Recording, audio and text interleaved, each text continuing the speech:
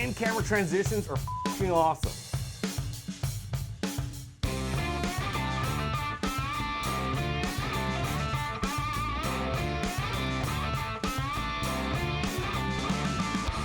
Hey, what's up everybody? My name's Tobias Mugg from Lit Video Productions. We make epic videos for epic companies. And today on the program, I want to talk about in-camera transitions. Let's try that again.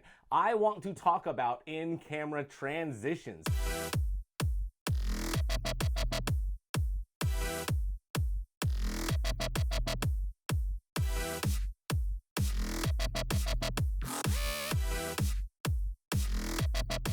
And what I mean is when you can show some kind of movement and that movement will then translate into your next shot, so it almost has like a fluid movement back and forth. So what brought on this episode was last week I was shooting an episode on vintage lamps. If you check out the link below or the flag or whatever I'm gonna do, you can check out that episode. It's a pretty cool episode. But in that episode, while I was shooting my B-roll, I kind of stumbled upon doing a transition going from just doing a tilt from up to down, down to up, either way, and it came up with some really, really cool stuff.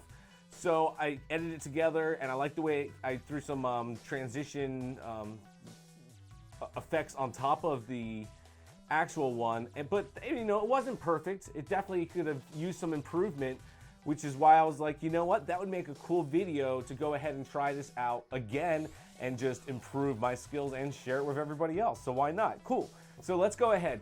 First thing I did was, the first time I did it, I was doing different B-roll where I was doing pans, I was doing tilts, I was doing all this different stuff. This time I wanted to make sure the camera was just gonna be locked down on pan, so all it could do was tilt. And then the other thing I wanted to do is I was changing my millimeter last time, I was changing my focal point, all that kind of stuff. So this time around, what I decided to do was I marked my table at a 50% point, so I knew exactly where I was dead center. I also took my table from wideways to lengthways.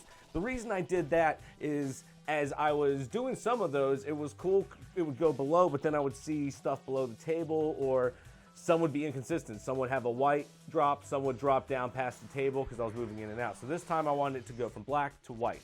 This would also be really cool if you had black and a black on it, and you could do transitions, or white and white if you did a white cyc and a white table.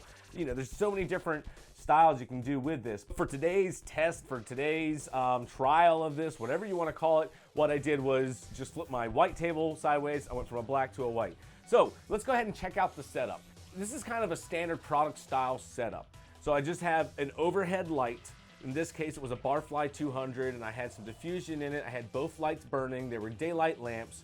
And then I put two kicker lights on either side that, since I have two tubes, I could either be front ones or I could do back ones. So depending what I had in there, I could pick a light that was kind of behind the object or a light that was kind of in front, so it would give little kisses, or it would do different things, or I could have them both on.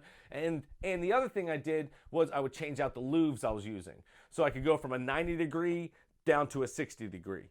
So that would control the light a little different and would control all my spill off. I had to make sure I put a lot of black wrap around the overhead light so I didn't get any spill onto my backdrop. All my backdrop was a black sheet draped over a piece of PVC that was held by a clip on top of a light stand. Real simple stuff, guys. So my camera settings for the C200, I had the 24-105 f4 L series glass, the very first one that came out of that series. I had it around 50 millimeter, and I was normally around a 5.6 on my f-stop in my settings. ISO was at standard 800. I had the white balance set at 5600. We're shooting in C-Log 3. The other thing I did have my camera set at an ND2. So if I was in 60 frames per second, I probably wouldn't need the two-stop ND because my shutter would be down to about, 1/20th instead of sitting at 48th where it's at 24 frames. So that would have been a little bit of a difference. And I shot everything at 24 frames per second. Technically, I would normally shoot B-roll at 60 or 30. But for today's exercise, for whatever reason, I shot it all at 24. I wouldn't be able to do ramps or anything else that I would normally be able to do with shooting at 60p, but this is an exercise. This is just to test this out so that I can add this to my repertoire, and maybe you guys can add it to yours also. So let's go ahead and let's just check out what it looks like.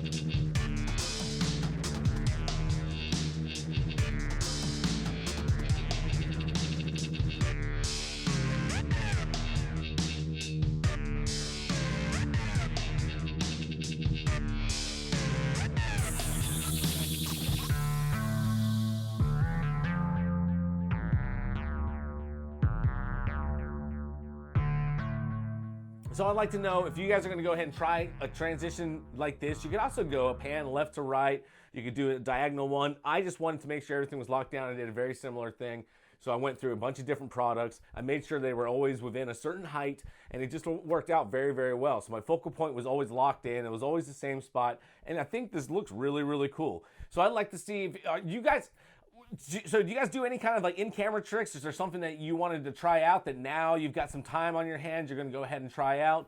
The best part about what we do as creatives, as a video producer, as a photographer, whatever it is, you get to try out things, and you get to sit there and play with it until you master it.